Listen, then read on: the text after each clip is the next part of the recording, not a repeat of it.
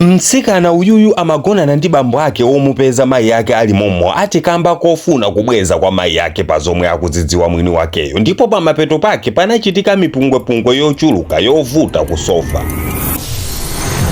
Mtsikanayu ndi ndani? Zinayamba bwanji kuti afike apapa posangalatsa bambo ake omupeza? Nangano mayi ake anamulakwiranji kuti mpaka iye afike popanga chipongwechi? Moyo wake wa masiku onse umamuyendera motani? Ndine Dini Studios, khalani pompo pomwe nkhani ikupitirira kwinaku tilankhuleni ife a Dini Studios pa nkhani yotsatsa malonda anu aja tidziwise kwa Amalawi zomwe mukugulisazo paja atu malonda amadziwika mukatsatsa. Pali zinthu zina zikamachitika anthu ena amafowoka muzochitika, zina ukamva kukhala ngati sizikuchitika mu dziko momwe muno. Mtsikanayu dzina lake ndi Furaha wa ku Congo, ali ndi zaka 19.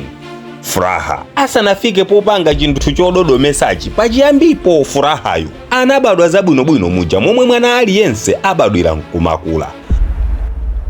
Ndipo wakula ali ndi bambo ake komanso mayi ake, koma kenako bambo ake ndi mayi ake anasiyana kamba zifukwa zina za mbanja. Patadusa nthawi pang'ono mayiwa anapeza mamuna wina, koma Furaha ankati sana wakonde bambo akewo kamba kuti pamaso akuoneka kuti si munthu wabwino komanso osalongosoka. Make Furaha anayesesa kumuchosa maganizo ake wa Furahani, ndipo mayiwa anakalowa banja ndi mamunayo.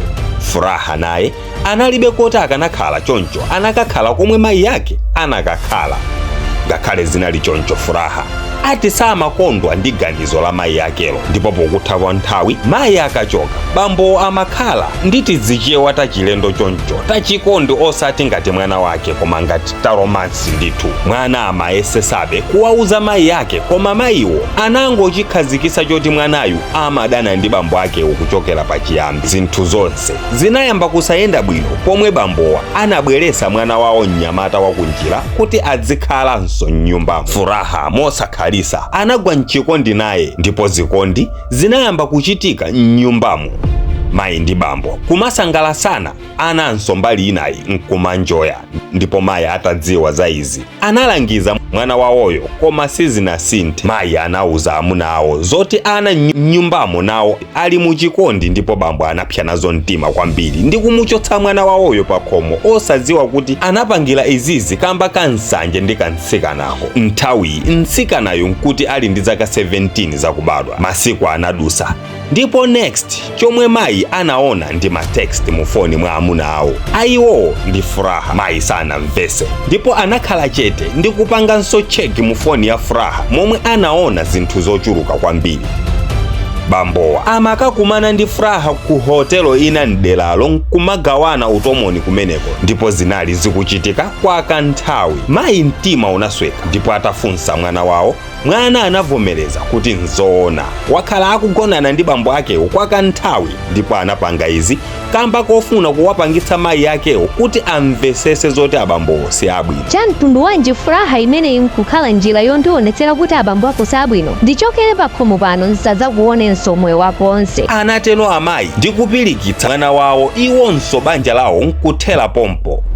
Furaha analibe kopita, ndipo ati m'malo mwake anakapempha malo kwa nzake komwe wakhala akukhalako kwa chaka chathunthu. Kwawo atauzidwa kuti asadzapitekonso, koma anthu ena anayesesa kukamupepesera Furaha, ndipo mayi anamuvomera, koma ati mabala omwe anayika pa mayi akewo adzavuta kupola kwake.